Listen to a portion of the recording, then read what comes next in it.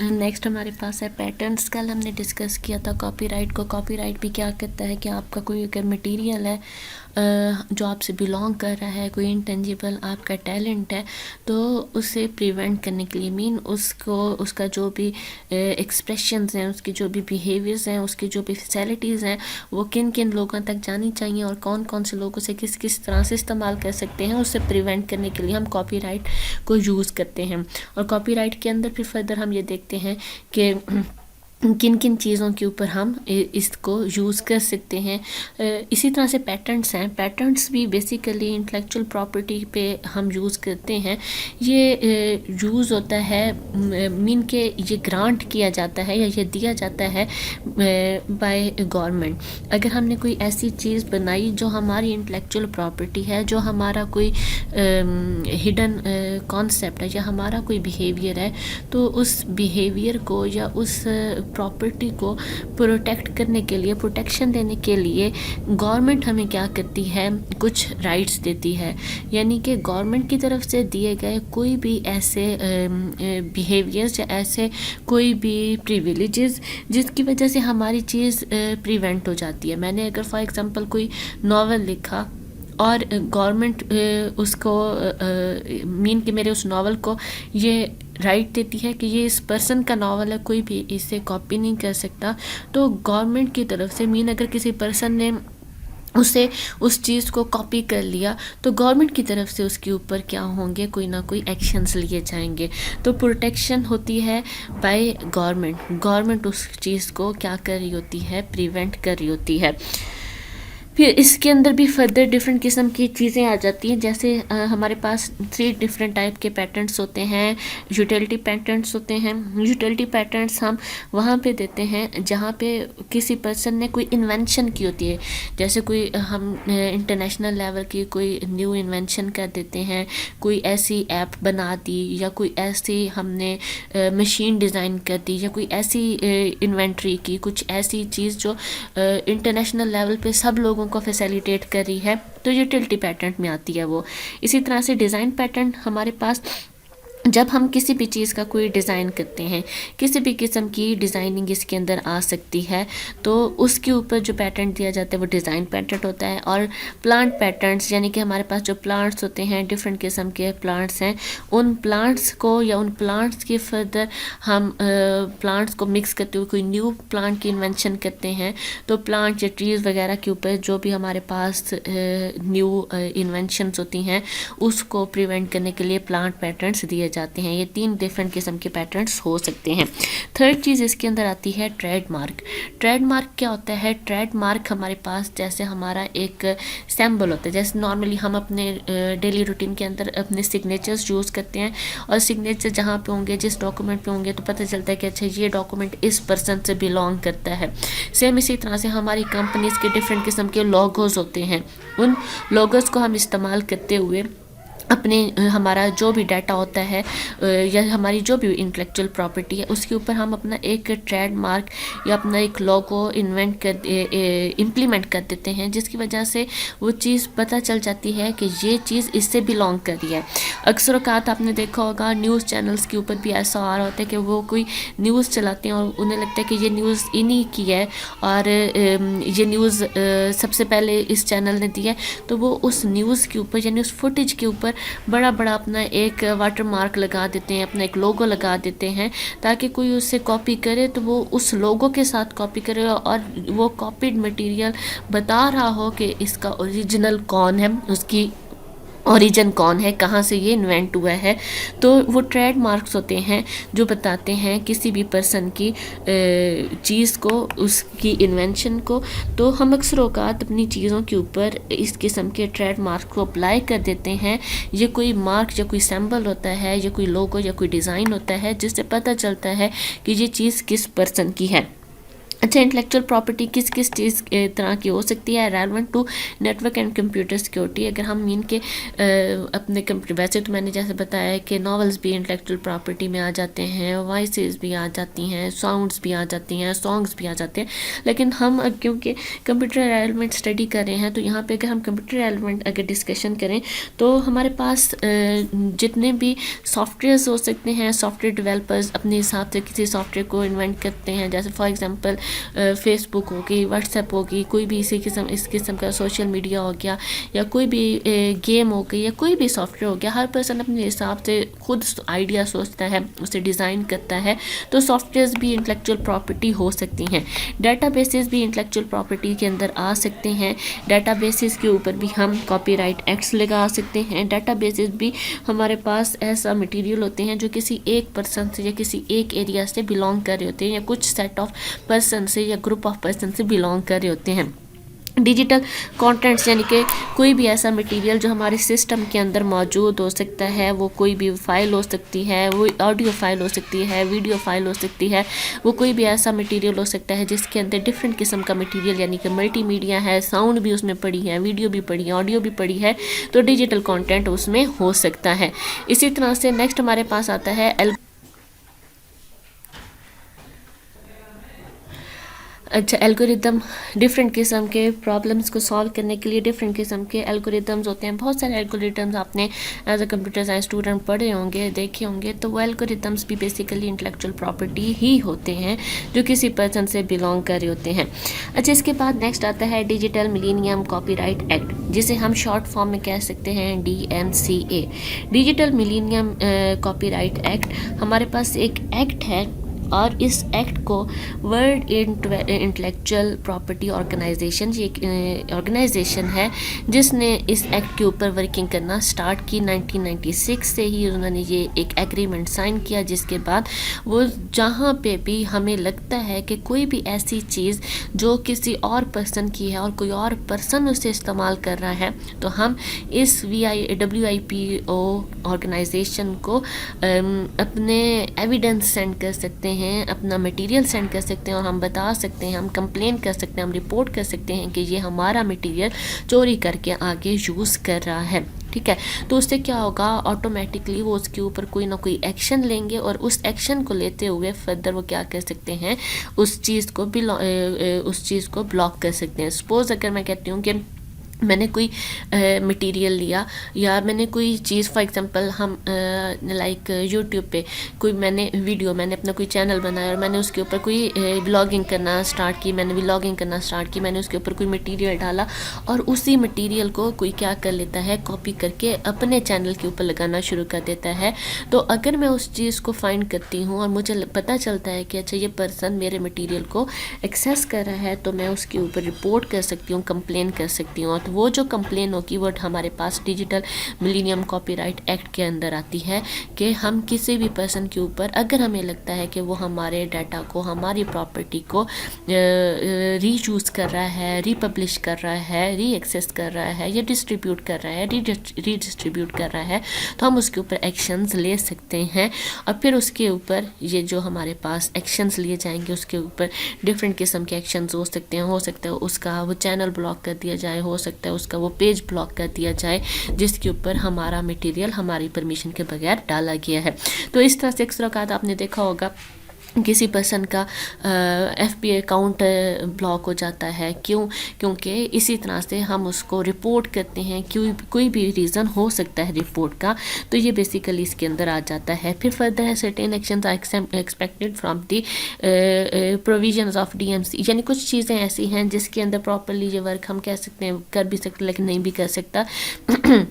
कुछ चीज़ों के अंदर मीन ऐसा नहीं कि हर केस में हम कहें कि अगर किसी ने रीयूज़ कर लिया या री एक्सेस कर लिया तो उसके ऊपर एक्शन लिया जाएगा। नहीं, DMCA कुछ चीज़ों के ऊपर हमें रिलीफ भी देता है। जैसे फॉर एग्जांपल अगर हम कहते हैं कि मैंने कोई मटेरियल छोड़ा और उसके ऊपर किसी ने अपना कोई रिव्यू दे दिया, कोई कमेंट दे दिया, तो ये फिर इसके अंदर नहीं आएगा कि नहीं उसने कमेंट क्यों किया, उसने लाइक क्यों किया, इस पर एक्शन लिया जाए। नहीं, इन चीज़ों पर एक्शन नहीं लिया जाएगा। मेरे मटीरियल पर कोई और अपने रिव्यूज़ छोड़ सकता है, कोई और उस पर پہ کمنٹس کر سکتا ہے, کوئی اور اسے جیسے ہم کہہ سکتے ہیں کہ ہم نے کوئی فار ایگزامپل ویڈیو لگائی تو کوئی بھی اسے شیئر وغیرہ کر سکتا ہے, لائک کر سکتا ہے.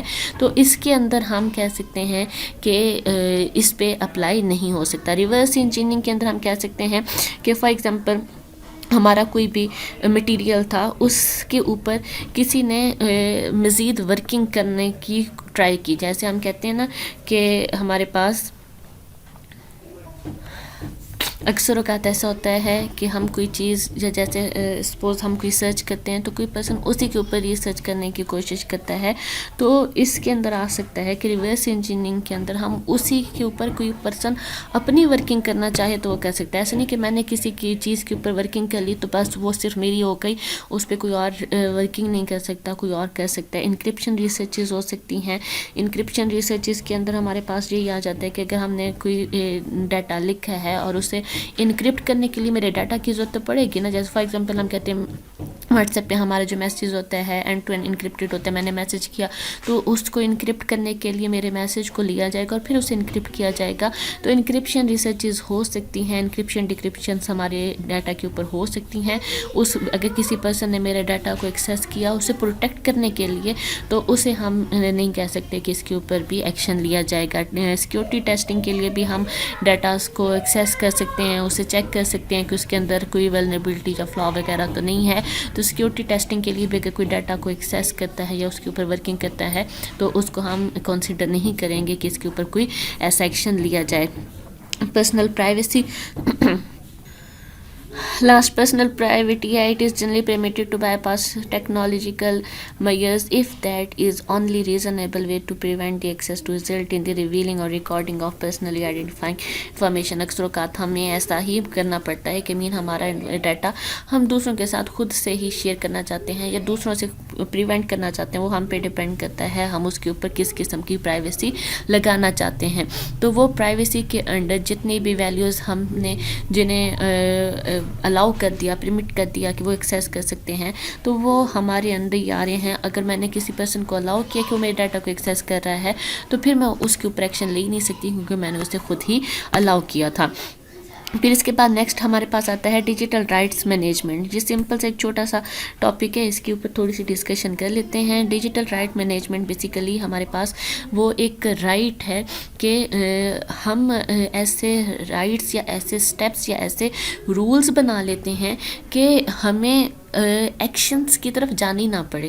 صحیح ہے, یعنی کہ فار ایگزامپل میں اپنے ڈیٹا کو خود ہی پروٹیکٹ کرنے کے لیے اس کے اوپر کچھ ایسے رائٹس یا کچھ ایسے سٹیپس امپلیمنٹ کر دوں گی, کچھ ایسے سیکیورٹی میئرز لگا دوں گی, کچھ ایسے الگوریتمز لگا دوں گی, تو آٹومیٹکلی اس سے میرا ڈیٹا پروٹیکٹ ہو جائے گا اور کوئی اور اسے ایکسیس کر ہی نہیں سکے گا. اس سے کرنے کی ضرورت کیا پڑتی ہے, بجائے اس کے کہ میں اپنے ڈیٹا کو کھلا چھوڑ دوں, اور جب میں نے ڈیٹا کو کھلا چھوڑ دیا تو اس کا مطلب کوئی بھی اس ڈیٹا کو ایکسیس کر سکتا ہے. پھر اس کسی اور نے ایکسیس کر لیا تو پھر میں کہوں کہ نہیں اب میں رپورٹ کروں گی, اب میں اس کے اوپر ایکشن لوں گی, پھر وہ ایکشن لیا جائے گا, پھر اس کے اوپر تحقیق ہوگی, رپورٹنگ ہوگی, ورکنگ چلے گی, اور پھر اس کے بعد اس کا اکاؤنٹ بلاک ہوگا. تو اس پورے ٹائم پیریڈ سے پہلے زیادہ بہتر کیا ہے میں خود ہی اپنے ڈیٹا کو پروٹیکٹ کر لوں نا, تاکہ کوئی اسے ایکسیس ہی نہ کر سکے. ٹھیک ہے, تو اس قسم کے جب ہم اپنے ڈیٹا کے اوپر کچھ رائٹس اپلائی کر دیتے ہیں, کچھ سیکیورٹی میئرز اپلائی کر دیتے ہیں, تو وہ ڈی آر ایم کے اندر آتا ہے. ٹھیک ہے, ڈی آر ایم آپ کے ڈیٹا کو پہلے ہی پروٹیکٹ کر دیتا ہے کہ کوئی اسے ری ایکسیس یا ریکمپوز کر ہی نہ سکے, کوئی اس کے اوپر اس قسم کے ڈیٹا کو ایکسیس کر کے ورکنگ کر ہی نہ سکے. جیسے سپوز اگر ہم کہتے ہیں کہ میں نے اپنی فار ایگزامپل ہم کہتے ہیں کہ میری ایک گاڑی تھی, ٹھیک ہے, میں نے اس گاڑی کو کہیں کھڑا کیا اور میں نے اسے پروٹیکٹ ہی نہیں کیا, تو کوئی بھی پرسن اسے چوری کر سکتا ہے. اب چوری ہو گیا تو پھر جی میں نے جا کے رپورٹ لکھوائی, ایف آئی آر کٹوائی, پھر ورکنگ ہوئی, کہیں سے ملی, پھر اس کے بعد یہ ثابت کرتے ٹائم گزر گیا کہ یہ میری ہی ہے. اچھا, اب اس سے بہتر کیا ہے کہ میں ایسے گاڑی اپنی کہیں کھڑی ہی نہ کروں نا, میں اپنی گاڑی کو خود ہی پروٹیکٹ کروں نا, تاکہ کوئی اسے چوری کر ہی نہ سکے. جب میں نے اسے پروٹیکٹ کر لیا تو پھر تو کوئی اسے چوری کرے گا ہی نہیں. پھر تو آپشن مین کہ وہ تو پھر سیکنڈری آپشن پہ چلی جاتی ہے نا, کہ اگر چوری ہو گئی تو پھر اس پہ جائیں گے. لیکن اگر سب کے سامنے ایک چیز پڑی ہے تو وہ تو چوری ہونے پہ اس کے زیادہ چانسز ہیں. تو پہلی چیز کیا ہوتی ہے کہ آپ اگر کوئی اپنی انٹلیکچوئل پراپرٹی آپ کے پاس ہے, اگر آپ کا کوئی انٹینجیبل ہڈن ٹیلنٹ ہے تو آپ اسے خود ہی پریونٹ کریں. آپ اس کے اوپر ایسے سیکیورٹی میجرز لگائیں کہ کوئی اسے کاپی نہ کر سکے. آپ اس کے اوپر ایسے سیکیورٹی میجرز لگائیں کہ کوئی اسے ری ڈسٹریبیوٹ کر ہی نہ سکے. جب آپ آٹومیٹکلی اس کے اوپر پریونشنس لگا دیں گے تو وہ پریونٹ ہو جائے گا اور پھر بعد کے ایکشنز لینے کی ضرورت ہی نہیں پڑے گی. تو ایسے جو میئرمنٹس ہوتے ہیں جو آپ کے ڈاٹا کو سیکیور کرنے کے لیے یوز ہو رہے ہوتے ہیں انہیں ہم ڈیجیٹل رائٹ مینجمنٹ کے اندر کنسیڈر کرتے ہیں. اس کے اندر ہمارے پاس DRM system should meet the following objects: provide persistent content protection against unauthorised access, یعنی کہ آپ کے ڈاٹا کو انآتھرائزڈ ایکسیس سے پریونٹ کرنے کے لیے یوز ہو ایسے آبجیکٹوز کا استعمال. یعنی کہ بیسیکلی ہم کہہ سکتے ہیں کہ جو اس کی رسپانسبلٹیز ہوتی ہیں DRM کس چیز پہ کام کر رہا ہوتا ہے وہ ایکسیسنگ پہ انآتھرائزڈ پرسن ایکسیس نہ کر سکے. Support a variety of digital content types, یہ ڈفرینٹ قسم کے مٹیریلز پہ یوز ہو سکتا ہے. ایسا نہیں کہ کسی سافٹ ویئر یا کسی ڈیٹا بیس پہ نہیں، music files, video stream, digital books, images وغیرہ کسی پہ بھی ہم امپلیمنٹ کر سکتے ہیں. Support content use on a variety of plate form, یعنی ڈفرینٹ چیزوں پہ چلنے والے PCs پہ، PDS پہ، بورڈ یا موبائل فونز وغیرہ پہ چلنے والے مٹیریلز کو پروٹیکٹ کر سکتا ہے. Support content distribution on a variety of media including CD-ROM، یعنی کہ کانٹینٹ ڈسٹریبیوٹ ہو. سپوز میں نے کوئی CD بنائی ہے تو وہ CD مزید کہاں کہاں ڈسٹریبیوٹ ہو سکتی ہے، ان پہ بھی ورکنگ کر سکتا ہے. ٹھیک ہے. DRM کے کانسیپٹ کے اندر 3 قسم کے لوگ انوالو ہو سکتے ہیں. کانٹینٹ پرووائڈر، جس کی وہ پراپرٹی ہے، جس کا وہ ڈیٹا ہے، جس کے پاس زیادہ رائٹس ہوتے ہیں، جو خود ہی سپوز کرتا ہے کہ یہ ڈیٹا میرا ہے اور یہ کون استعمال کر سکتے ہیں. ڈسٹریبیوٹر وہ لوگ ہوں گے، یعنی کہ فار ایگزامپل میرا ڈیٹا ہے تو میرا ڈیٹا میں آگے کس کے ساتھ شیئر کر سکتی ہوں اور وہ لوگ آگے کس لوگوں کے ساتھ شیئر کر سکتے ہیں. یہ ڈسٹریبیوٹر کے اندر آ جاتا ہے. جیسے فار ایگزامپل اگر کوئی آن لائن شاپ ہے تو میری فزیکل شاپ پہ کون سے لوگ آ کے ایکسیس کر سکتے ہیں، یا میری شاپ کو آ کے ایکسیس کرنے والے تو خیر یوزر یا کنزیومر میں آ جائیں گے. میری شاپ کے مٹیریل کو کون سے لوگ آگے پہنچا سکتے ہیں. سپوز میری شاپ ہے تو میں نے شاپ پہ 2 اور لوگوں کو رکھا ہوا ہے جو میرے جو بھی آئٹمز وغیرہ ہیں وہ کنزیومر یا کسٹمرز کو دکھاتے ہیں، تو وہ لوگ بھی میرے ڈسٹریبیوٹر میں آئیں گے. پھر میں نے ان کے امیجز، اپنی شاپ کے ڈریسز کے امیجز بنا کے فار ایگزامپل اپلوڈ کر دیا کسی ویب سائٹ پہ، ویب سائٹ بھی وہ ڈسٹریبیوٹر میں آ جائے گی کیونکہ وہ بھی میرے ہی مٹیریل کو آگے ڈسٹریبیوٹ کر کے لوگوں تک پہنچا رہی ہے. ٹھیک ہے. کنزیومر جو اس چیز کو خریدنے والے یا اسے ایکسیس کرنے والے یا اینڈ یوزر جسے ہم کہہ سکتے ہیں وہ لوگ ہوتے ہیں. ٹھیک ہے. اسی چیز کو یہاں پہ ایک ڈائیگرام کے تھرو بھی بتایا گیا ہے. اب پھر اس کے بعد آتے ہیں کلیئرنگ ہاؤس، جو ہمارے پاس فائنینشیل ٹرانزیکشنز وغیرہ کو ہینڈل کرتے ہیں. سپوز جیسے ہمارے پاس ہوتا ہے نا، آپ دراز سے کوئی آن لائن پیمنٹ کرتے ہیں تو وہ وہاں سے اکاؤنٹ سے آپ کی پیمنٹ اس پرسن تک جس کی وہ چیز تھی وہاں تک پہنچانا صحیح ہے. یا آپ لوگ جیسے دیکھیں فی پے کرتے ہیں بینک میں کسی کالج کی، تو وہ اکاؤنٹ سے اس بینک کے اس کالج کے اکاؤنٹ تک فی کو لے کے جانا، یہ ساری چیزیں اس کے اندر آ جاتی ہیں. ٹھیک ہے. تو یہ ہمارے پاس ڈفرینٹ قسم کے لوگ ہوتے ہیں جو اس پورے سسٹم کے اندر انوالو ہوتے ہیں. نیکسٹ یہاں تک انف ہے آئی تھنک. پھر فردر ہم نیکسٹ ڈسکس کریں گے باقی اس کے اوپر.